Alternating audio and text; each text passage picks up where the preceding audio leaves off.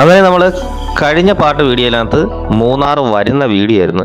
അങ്ങനെ നേരെ വന്ന് അത്യാവശ്യം കുറച്ച് സ്ഥലത്തൊക്കെ കറങ്ങി, അത് കഴിഞ്ഞിട്ട് നേരെ റൂം എടുത്ത് റൂമിൽ ഈ ഒരു നൈറ്റ് വൈബൊക്കെ കറങ്ങി മൂന്നാറിൻ്റെ ഭാഗമൊക്കെ രാത്രി വന്ന് റൂമിൽ കിടന്നുറങ്ങിയിട്ട് രാവിലെ എണീച്ച് കറക്കാൻ തുടങ്ങി.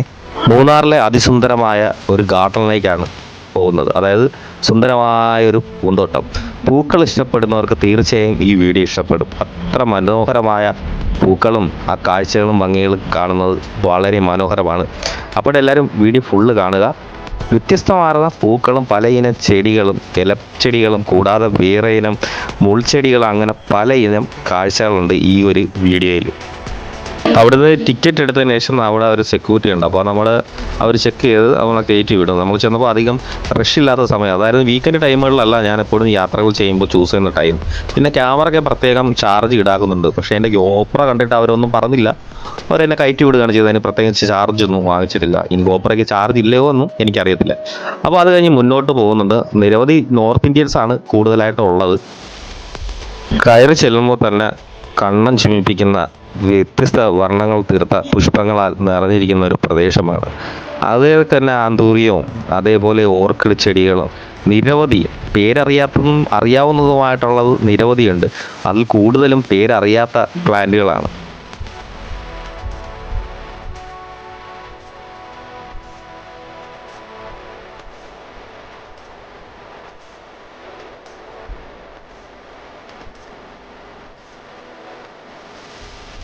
ഇത് ഇതേപോലെ കൃത്യമായിട്ട് ഇങ്ങനെ പരിപാലിച്ച് വരുന്ന അവിടുത്തെ ആ ഒരു സ്റ്റാഫൊക്കെ വളരെയധികം ഒരു നന്ദിയെ അറിയിക്കേണ്ട കാര്യമാണ്. കാരണം അത്രത്തോളം ഉത്തരവാദിത്തമായിട്ട് അടുക്കും ചിട്ടയും നീറ്റായിട്ട് കാര്യങ്ങൾ ചെയ്തിട്ടുണ്ട്.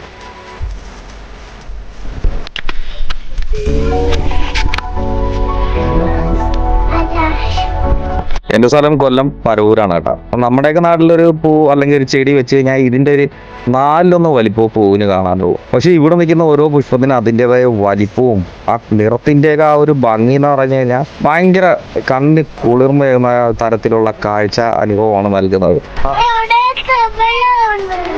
എവിടെ പൂവുണ്ടോ? ഓക്കെ, നീയാണോ ബ്ലോഗ് ചെയ്യുന്നത്? അടുത്ത പറഞ്ഞോ. കൂടെ ബദരി വരും ഞാൻ വീഡിയോ എടുക്കുന്നതാകുമ്പോൾ. പിന്നെ അവൻ അത് ഓരോന്നൊക്കെ ചൂണ്ടിക്കാട്ട് വ്ളോഗുള്ള പരിപാടിയൊക്കെ നോക്കും. അത് കഴിഞ്ഞ് വീണ്ടും ഓടും. ശില്പ പിള്ളേരുമായിട്ട് അങ്ങോട്ട് നിൽക്കടി ഇങ്ങോട്ട് നിൽക്കടി എന്നൊക്കെ പറഞ്ഞ് നിൽക്കുവാണ്. ബദരി മുന്നേ പോയി ഓരോന്നൊക്കെ ചൂണ്ടി എന്നെ കാണിക്കുവാണ്.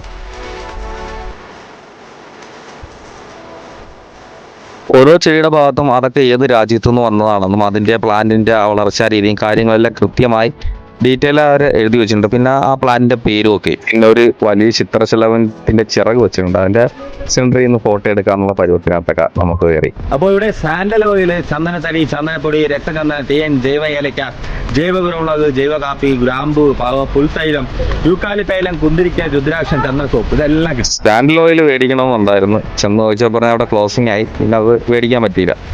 കാരണം നമ്മൾ പുലർച്ചെയല്ല പോണത്, ഈവനിങ് ടൈമിലാണ്. ഇതിന് മുമ്പ് പോയി വൈകുന്നേരം സമയത്തിന് മുമ്പേ പോയിട്ടുള്ള സ്ഥലങ്ങളിലെ വീഡിയോ ഒക്കെ വരുന്നുണ്ട്. ഇതിപ്പോൾ ഫസ്റ്റ് പാർട്ടായിട്ട് ചേർക്കുന്നുള്ളൂ. എത്ര ഫോട്ടോ എടുത്താൽ ആ ഒരു മനോഹരത എന്താ പറയുക, നമുക്ക് അതങ്ങോട്ട് തൃപ്തിയാകത്തില്ല. ഒരിടത്ത് ഫോട്ടോ എടുക്കുമ്പോൾ അടുത്തൊരു നിറത്തിൻ്റെ പൂക്കൾ കാണുമ്പോൾ അവിടെ നിന്ന് എടുക്കണം. അങ്ങനെ ആ ഒരു ഫോട്ടോ എടുക്കുന്ന ഒരു വമ്പം കാഴ്ച തന്നെ കാണാം. അവിടെ ഇവിടെ എല്ലാവരും നിന്ന് ഫോട്ടോ എടുക്കണം. റോസാപ്പൂവിൻ്റെയൊക്കെ വലിപ്പം നോക്കി എമ്മാതിരി. അതുപോലെ തന്നെ ഒരു ചെടിയിൽ നിന്ന് തന്നെ അതിനകത്ത് എത്രത്തോളം പോയി എല്ലാം കാണാത്ത പരുവത്തിനകത്ത് അത്രയും പൂക്കൾ കിളിച്ച് നിൽക്കുന്ന ചില ചെടികളുണ്ട്. ഒരുതരം ഒരു ബഡ്ജറ്റ് ഫ്രണ്ട്ലി ആയിട്ടുള്ളൊരു ട്രിപ്പാണ് കേട്ടോ. എൻ്റെ ഫാമിലി ഉണ്ടെങ്കിലും. കാരണം പലയിടത്തും ഈ പോകുന്ന ടൂറിസ്റ്റ് പ്ലേസിലെല്ലാം അത്യാവശ്യം സുഹൃത്ത് ബന്ധമോ കാര്യങ്ങളൊക്കെ ഉണ്ടായിട്ട് ഒരു എനിക്ക് കാര്യങ്ങളൊക്കെ നെഗോഷ്യബിൾ ചെയ്ത് കിട്ടും. പിന്നെ അതുപോലെ തന്നെ ഈ ചൂട് സമയത്ത് ഈ ഒരു യാത്ര ചെയ്യാൻ പറ്റിയതിൽ ഭയങ്കര സന്തോഷമാണ്. കാരണം മക്കളായിട്ട് എവിടെയെങ്കിലും പോകണമെന്ന് വെച്ച് കഴിഞ്ഞാൽ കൂടുതലും ടെമ്പിൾ ഏരിയസിലാണ് ഏറ്റവും കൂടുതൽ പോയിട്ടുള്ളത്.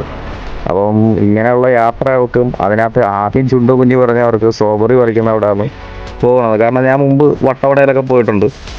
അപ്പോൾ അവിടുത്തെ കാഴ്ചകളൊക്കെ അവരെ കാണിച്ചിട്ടുണ്ട്. അപ്പോൾ അതിൻ്റെ ആ ഒരു വീഡിയോയ്ക്കും കൂടെ ആയിട്ട് നമ്മൾ വട്ടവടയിലേക്ക് പോകുന്നുണ്ട്. ആ വീഡിയോ അടുത്ത ഒരു പാർട്ടിൽ വരുന്നുണ്ട്.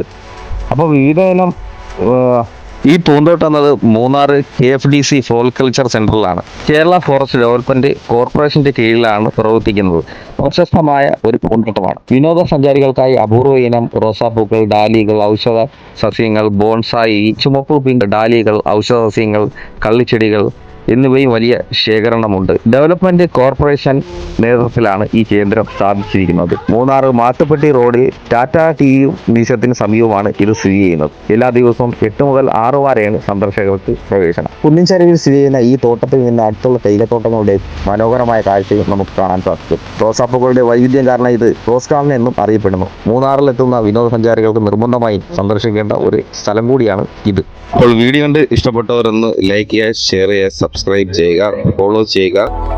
അപ്പോൾ അടുത്ത പാട്ട് വീഡിയോ കാണാം. അപ്പോൾ എല്ലാവർക്കും നല്ലതേ നടക്കട്ടെ.